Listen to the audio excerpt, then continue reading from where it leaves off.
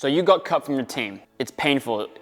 You work so hard, you put everything into it, and now you feel like it's all for nothing. I get it, I've been there personally. I want to talk about this because a lot of kids who get cut from teams end up feeling like they just want to give up. And unfortunately, if we teach kids that giving up is the answer to failure and not making teams, what are we teaching them for life? And so for us, this is going to be such an important lesson we have to teach young athletes because it's going to develop their mindset for the rest of their lives.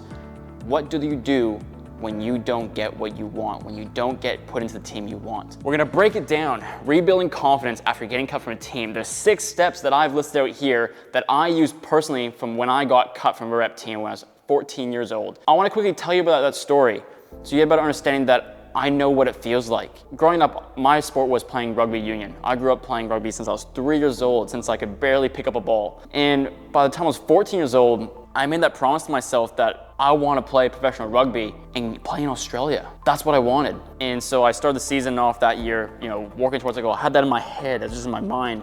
Rep season came around, decided to trial. And throughout my entire life, I've been pretty much cruising because I was pretty naturally talented. So I just got made every team that I ever made and I felt good. But then that rep season came around and we're trialing and I got cut.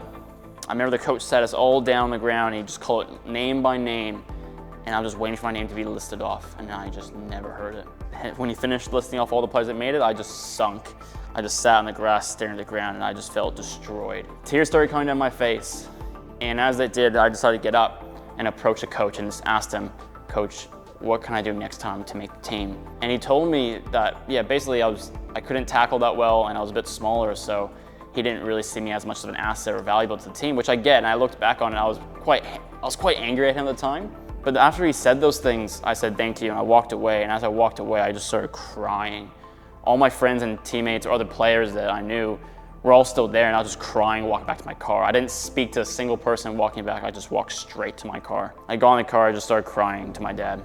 And I remember the feeling, I just thought, man, this hurts. And that afternoon, that evening after the trials, I ran out of home and I just sat by myself for a few hours, destroyed, because that's your life. As a kid, sport's your life, and I get it. When something you love so much and you get rejected, it hurts, and I remember it. But the year after that, I decided to keep pushing forward. I decided to focus on my weaknesses, and I had one coach who believed in me, and he broke me down and built me back up. He broke down my ego, told me what's up, told me what I need to work on to get better, and he forced me to improve. And when I did improve, man, I felt so good because the year after that, I made the next rep team, I made my state team, so British Columbia, and I made the under-17s Canadian rugby team, all within 12 months.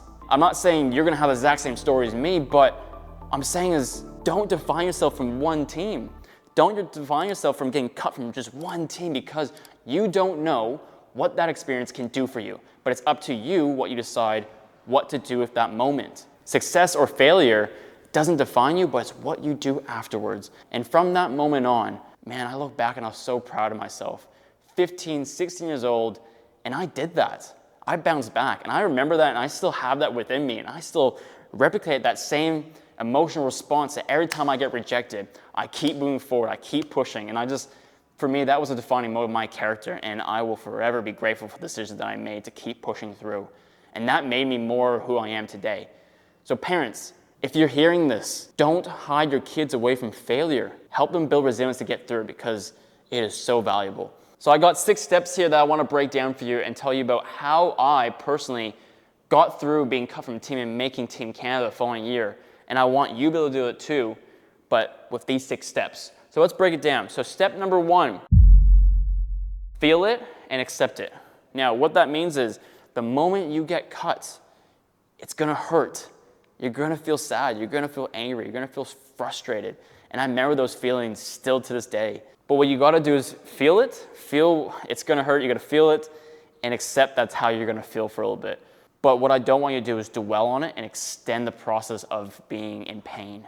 You're gonna hurt, but you don't need to drag it on.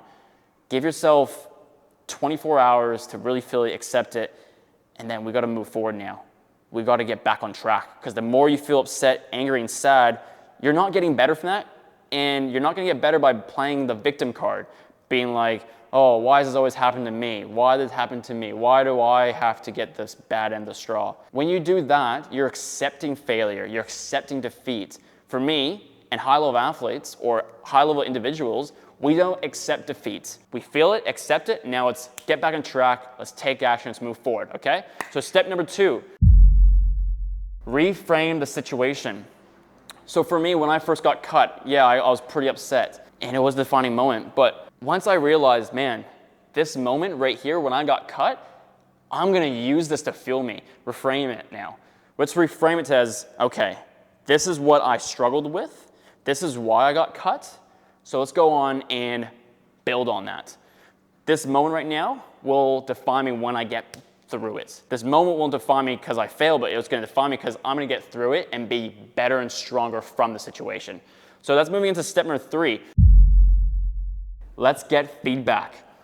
Most athletes are too scared to ask this question. Coach, what can I work on? Can I have some feedback? Once you gain your feedback, let's make a plan. Let's figure out what you need to do now. So once the coach tells you what you need to work on, let's focus on those things and be consistent. The coach told me I was terrible at tackling and I was small. So what did I do? I ended up having to practice my tackling. I had to get my best friend who was pretty much bigger, a lot bigger than me. I told him to run at me straight over and over and over again one time. I got a few of my friends. I had a friend who's, about this much taller than me. I have a friend who's 6'8", 6'9", and they both have about 30 kgs on me, or even more maybe. And he comes to run at me straight so I could practice my tackling. I was like, man, I gotta conquer this, right? So I figured out what I need to work on. I asked my feedback from the coach. He told me I was too small, I couldn't tackle. So I made my plan, got my friends to keep running it straight at me so I could keep practicing and developing that confidence in that area of weakness. And you can do the same thing too. Whatever sport you're doing, ask your feedback, figure out what your weaknesses are, and build on it. Stay consistent, keep working at it. If you keep procrastinating, like, oh, I suck, I'm not that good, you're wasting your time. Get feedback, make your plan, stay consistent every week. You keep working at it until you build that confidence. Moving on, step 4, train with intensity and purpose. Now, once you get your plan, let's amplify it now.